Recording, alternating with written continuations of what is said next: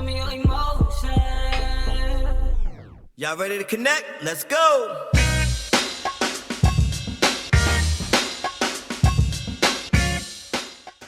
And what's up, guys? And we are back. I am Ryan. And I am Lex. And you're listening to the Intimacy Uncovered podcast. Welcome.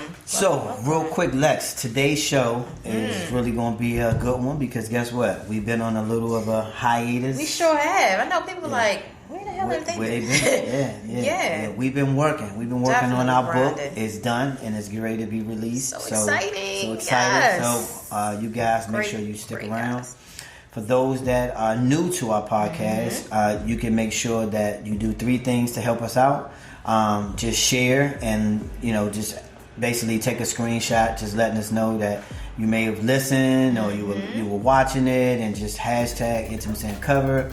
You can share it with a friend, and always you can leave a review. So that'll just help us out. The simplest thing that you could do. Definitely. And leave some comments because we love feedback. We love to incorporate your thoughts. Yes. And this podcast can be found on any of the podcast platforms that you listen to. So, and for those who are new, maybe we should tell them a little bit about what we discuss, right? Okay, what do you think? What do we discuss? So it's not news and it's not politics. We talk about we have candid conversations about intimacy, romance, sex. foreplay, sex. The goal is for us is to, the reason why we started this podcast is because we want to make sure that people are satisfying their partners every time. Every single time. So what that means is that we kind of got to do a little deep dive in and deal with like daily situations. Absolutely. And how to, have a better connection with people. So it's all about us connecting. So we're glad to have you here. Yes, so welcome to the show. Welcome. Today we are going to jump into something that is major. Yeah, definitely. You know what I mean? I don't know about you, Ryan, but in the midst of us doing all this stuff for the book, a whole daggone pandemic So jumped it kind off. of wiped out the whole year. The whole year, man. Like, I looked up like, oh my goodness. Yeah. Like, it was crazy. Yeah.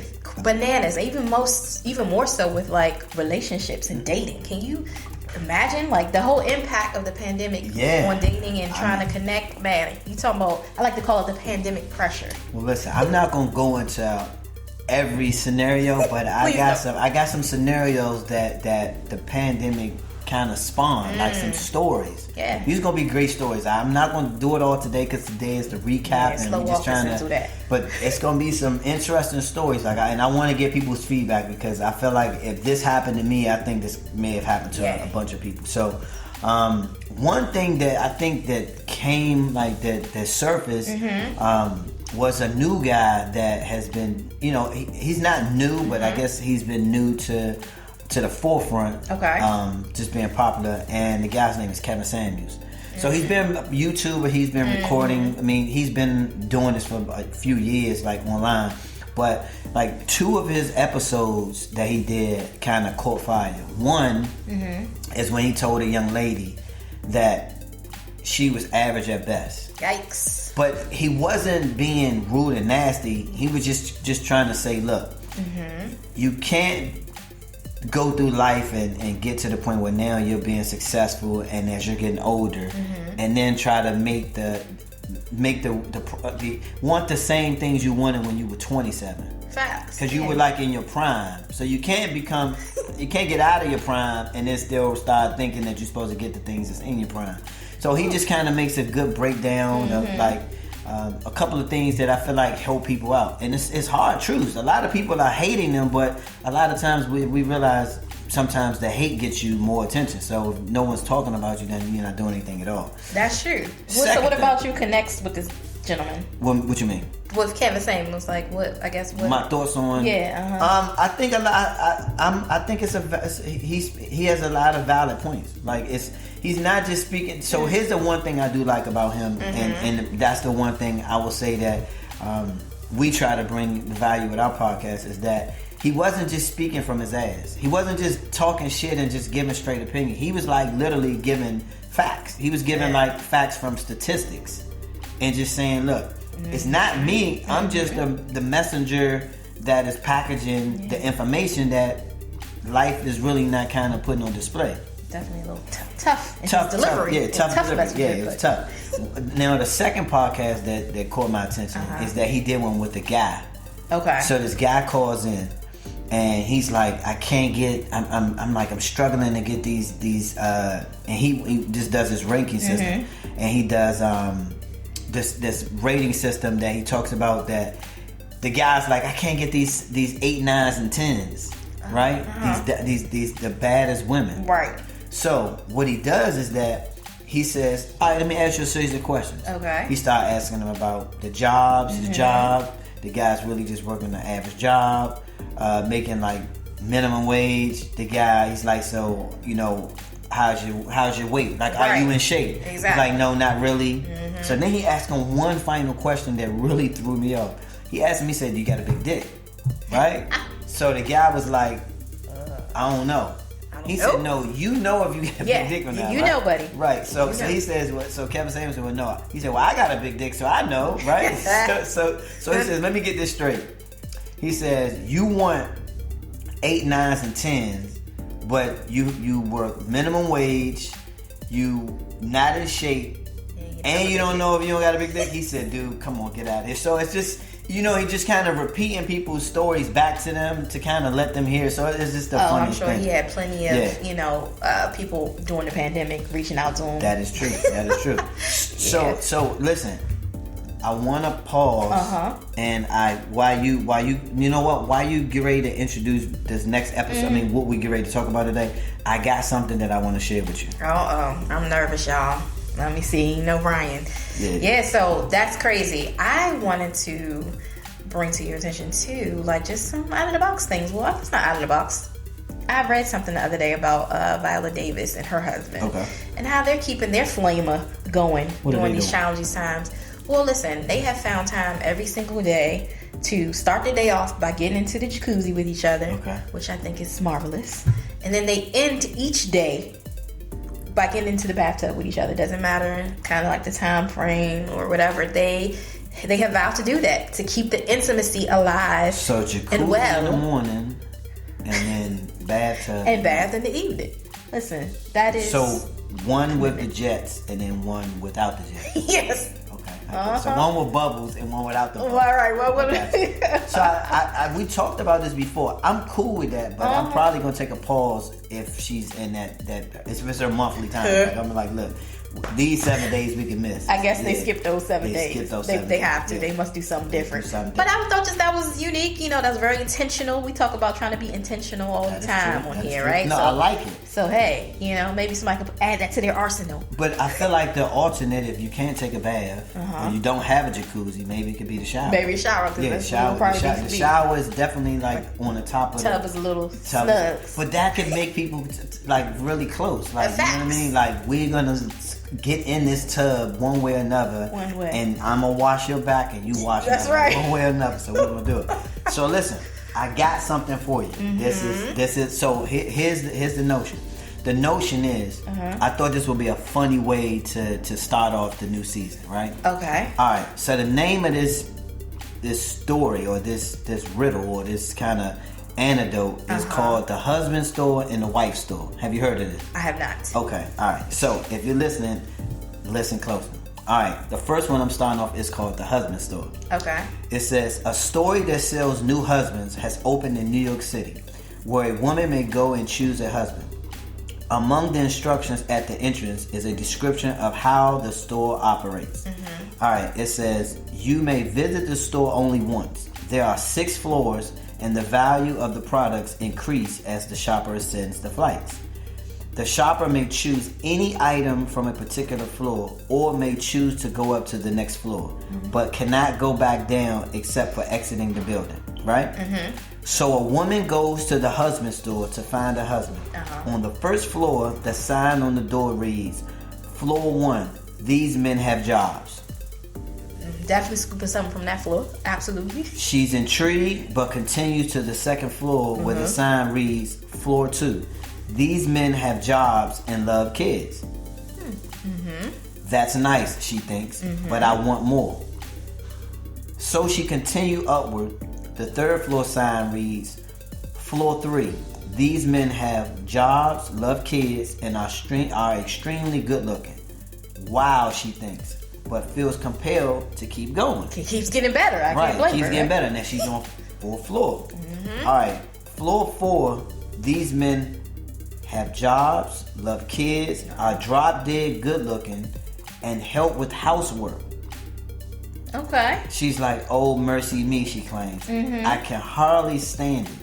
Still, she goes to the 5th floor, and the sign reads, floor 5. These men have jobs, love kids, drop dead gorgeous, mm-hmm. help with housework, and have a strong romantic streak. She is so tempted to stay, but she goes to the 6th floor, where a sign reads, floor 6. You are visitor 31,456,012 to this floor. There are no men on this floor. The floor exists solely as proof that women are impossible to please. Thank you for shopping at the husband store. Wow. All right, now I know women are like, well, what about the men? What about the men? Gotcha. Hold on. Yeah. Go ahead and scroll over. All right. It says, to avoid gender bias charges, the store owner opened a new wives store just across the street. The first floor has wives that love sex. The 2nd floor has wives that love sex and have money and like beer. The 3rd, 4th, and 5th and 6th floors have never been visited. I'ma just let that sit right there. Wow. I'ma just let that sit right there. Did a male write that? I'm pretty sure.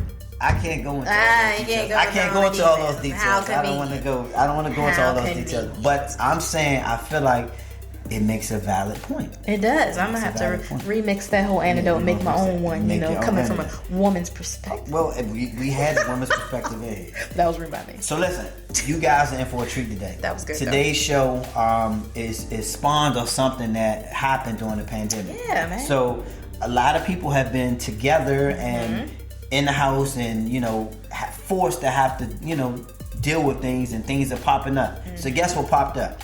The male ego. Oh my goodness. How does the male ego affect sex? Got a big ego.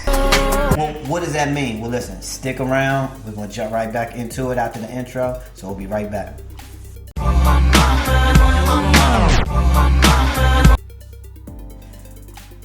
All right, we're back, and we are ready to break into this whole male ego thing. Yeah. All right, so let me give you the breakdown, and I want to get your thoughts. All right, so I asked some women and I asked some men. What happens if your man does not please you? So, from a woman's perspective, a lot of them have decided said that they, just fake it, or they said that, they just know how to please themselves. Right. Now, when I asked the males, I'm coming to learn that, guess what? Men that don't please their woman, their ego is so strong that, guess what? They will not stay with the woman. They'll cheat. That's crazy. And they'll do things that showcase, because I don't think people understand. That is crazy to me. If you're not pleasing your woman as a man, we don't feel that woman kind of needs us. But you know what, Ryan? That is like having one flat tire on your car, right? Okay. And then you slash the other 3 tires just because that one tire is not working appropriately. It just makes no sense to me. Why wouldn't you guys see that as like a challenge? I'm a maker. I'm a maker. Come on, I'm a maker. Do this. Why wouldn't y'all see that? Well, it's the male ego. So here it is. Because guess what? We've changed 25 to 50 tires already. I can't. Right? So therefore, I know how to change a tire. So what's wrong? So go ahead and change that tire. No, but it's not working. Right? It's not working. There's something wrong with the tire. Something wrong with the tire. It's something wrong, and it's not working. So guess what? It reflects. Well, listen. It reflects back to us as men that maybe something's wrong. Maybe something's wrong with but if something wrong with us and we've been doing it and we've been having some form of success and we've been getting Brian, these women have been probably these other 25 women, I'm pretty sure a great deal of them, if not half of them, have also been lying. As long as 2 of them, you know it says in the Bible when 2 or 3 agree. So listen, if 2 or 3 of them have agreed, that man has been blessed. His ego has been blessed with some form of good sex or some form of okay sex. Right? Mm-hmm. So I'm saying that when you go through and you have multiple partners, when you get up to 25, doing something 25 times, you kind of get a sense that you know what you're doing. Okay, well, like, we go into the book, right? Right. Just, you may be doing something 25 times, right? But how we talk about, like, each person is different, right? There's different vagina sizes. That is true. Male penis sizes. That is true. Everybody's different. So you shouldn't be held, I guess, accountable, or if you will, like, have some sort of being penalized, right? For speaking up and telling your partner the truth. There should be some sort of, challenge there on the table for you as a couple, right? That we're gonna overcome this. Well, the only way that you can say, all right, let me take this as a challenge, is you got to know where you can get the information from. Okay. Now, you know this and I know this. The one thing about men is that we don't like to ask for directions. Facts. So it's more of a, I'm gonna figure it out. But if we can't figure it out, So you're gonna figure it out by going on another street? I'm going on another, or I'm gonna keep being wrong, or I'm gonna keep doing wrong things. So it's like when it boils down to it. So and I really I drilled in and asked, and how I ask women is I asked them, have they ever been cheated on, right? And then I went down to the next question. I said, did that person make you have a climax? Did they make you have an orgasm? And guess what they said? What? They said no. Wow. It wasn't. It was. And did you ask them? Did they, I guess, vocalize that to their partner? They said that when they tried to vocalize it, the men said, "I know what I'm doing." Say no more. I know what I'm doing. I know what I'm doing. So therefore, it was like the women became I just made it where I got mines. So guess what? So the male became defensive. Essentially, right? And it kind of shuts you down. And then was like, nah, I'm gonna go out here and make sure I know I'm right. I'm gonna validate that. I went through that before. I went through that. Fellas, and ladies, I was once in those shoes. Guys, that was the reason why I was like so adamant about making sure that we came up with this. We gotta do better. Let me get close to the mic. Okay, get close. We gotta do better, guys. Hear Lex out, man. If you got a good woman and she got it going on all these other areas, beautiful, smart, do some things for you in the bedroom, and you have this challenge, I think it can still work out, especially with the book. I'm telling you, and I'm saying it was no book or it was nothing that was out there. And I'm big, like I used to go to Borders and Barnes and Nobles, and I used to stay in there reading books, just trying to just stay up on my sex game and just trying to find what intimacy was and things like this. So I was always seeking the information. Seeking it out. Yeah, but once I understood, I said, you know what? This is something that has to be shared with other guys, because I know when I was going through it, I did the same thing. Yeah. And I get what you're saying. So that's one thing I really appreciate about this project and our book, because that information is there and centralized, and it helps, right? That is true. To bring... these don't have to be major barriers anymore, hopefully, for folks, right? So we talked about the different sizes and how size matters, but we also have included in there the section around the check-ins, right, with each other. Right. That you get to have these conversations where, they don't have to be so taboo and drawn out, and no one has to get defensive.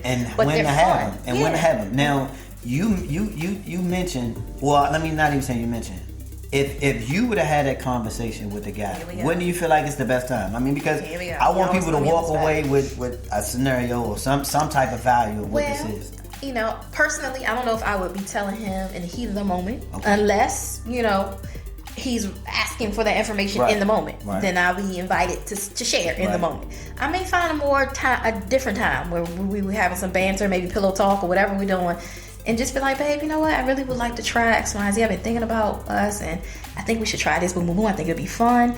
I really want to hear your feedback about what you want to, experience too. When we're in the heat of the moment, just kind of find the right time, to really have that conversation. Because sometimes in the moment it can be a little awkward, unless they're inviting you to share in the moment. Then it's not awkward, right? Then we're both talking about, here, stay here, right? No, over there, and you know what I mean. I think that's the tone that it has to be. Yeah. Now, from the male's perspective, now I wouldn't be mad at getting it at that time period or getting it how you explain it, but I think another approach would be this, ladies.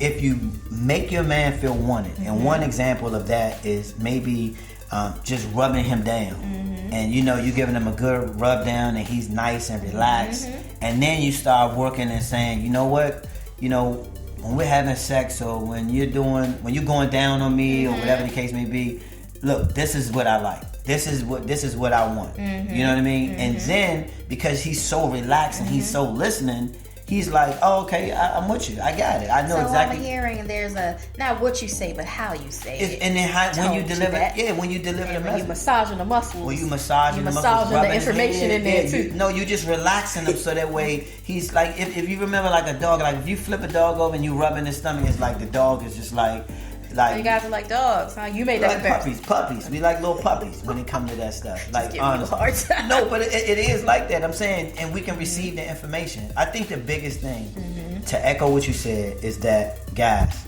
women have different size vaginas.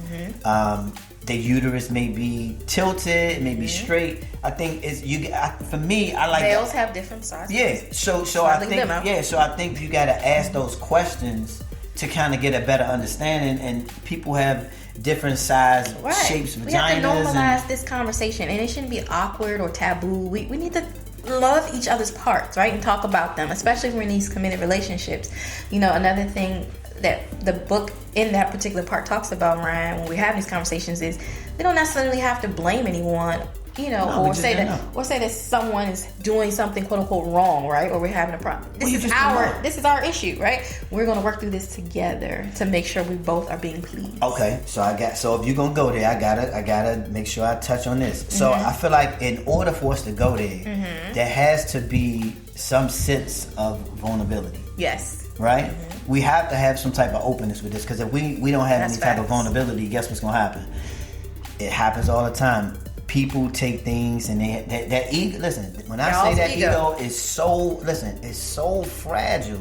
You understand? Listen, this thing this ego is so fragile that if you tell a dude that his sex is bad or whack, that's almost like stealing his money and his car. With that. Yeah, I mean that's like, but women sometimes will get spiteful. And speaking of this vulnerability, there's another part in our book when we talk about the no judgment zone, and we can't judge each other. We can't shame each other. Like men, if she's had, obviously she may have had more other boyfriends or relationships before you. Let's not label them just as boyfriends. Listen, I want to just use the true word. They boyfriends. Partners. They boyfriends. Everybody that you have sex with is not your boyfriend. It's a partner, sex partner.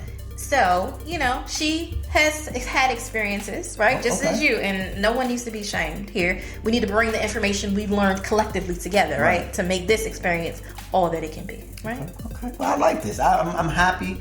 This feels good. I feel like I got this off my chest. Good, right? I'm hoping, and I hope that guys take this in. And ladies, I hope you're able to break this down for guys, because understand we are sensitive. Yeah. It's hardcore and protective as we're supposed to be. I hope y'all don't listen to that Jasmine Sullivan CD, because she's doing ego. Yeah, she ego buster. She's busting ego. It's so good. Yeah. So if you guys haven't heard the new Jasmine, that may open up some conversations naturally. That is. Okay. So listen.